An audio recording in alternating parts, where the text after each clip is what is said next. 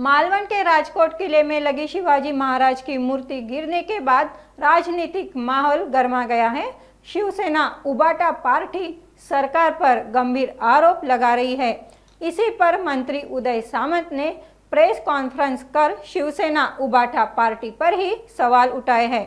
उन्होंने कहा कि कल ही यह स्पष्ट हो गया कि प्रतिमा स्थापित करने का कार्य शिवसेना उबाटा पार्टी के कार्यकर्ताओं ने किया है, तो क्या हमें शिवसेना उबाटा पर भी आरोप लगाना चाहिए? ही पीएम टेक्सटाईल पार्क असेल, कोकणात होणारा लेदर पार्क असेल, जो बीडीपी गेला म्हणून सांगितला तो बीडीपी रायगडमध्ये होतोय तो असेल, या 2 वर्षामध्ये झालेली जवळजवळ 5 लाख कोटी रुपयाची इन्व्हेस्टमेंट असेल, याच्यामुळेच महाराष्ट्र राज्य 3 वर्षानंतर सलग 2 वर्ष हे परकीय गुंतवणुकीमध्ये 1 नंबरला आहे। मी आपल्या सगळ्यांच्या वतीनं आणि विशेषतः कोकणाच्या वतीनं नरेंद्र मोदी साहेबांना मनापासून धन्यवाद देईन की काल दिघी पोर्टच्या आजूबाजूचा जो परिसर आहे तो सुमारे 5,000 कोटी रुपये खर्च करून डेव्हलपमेंट करून उद्योग शहर बनवण्याचा जो निर्णय केंद्र शासनाने घेतलाय त्याबद्दल कोकणाच्या वतीनं मी मनापासून केंद्र शासनाला धन्यवाद देतो।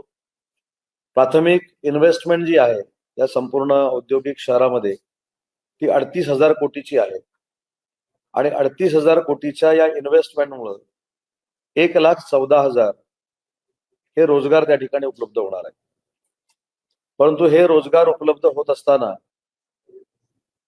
हे प्रोजेक्ट बनेपर्यंत जे इनडायरेक्टली रोजगार मिळत असतात त्यांची संख्या देखील हजारामध्ये आहे आणि केंद्र सरकार राज्य शासनाला उद्योग विभागामार्फत काय देत नाही अशा पद्धतीचा जो नरेटिव्ह फेक नरेटिव्ह सेट करण्याचा काही लोकांचा प्रयत्न असतो त्याला पुन्हा एकदा केंद्र शासनानं चपराक लगावलेली आहे।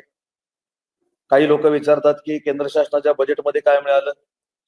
उद्या आपल्याच कोकणामध्ये पालघर जिल्ह्यात वाढवण बंदराचं भूमिपूजन देशाचे पंतप्रधान आदरणीय नरेंद्र मोदी साहेबांच्या हस्ते होतंय।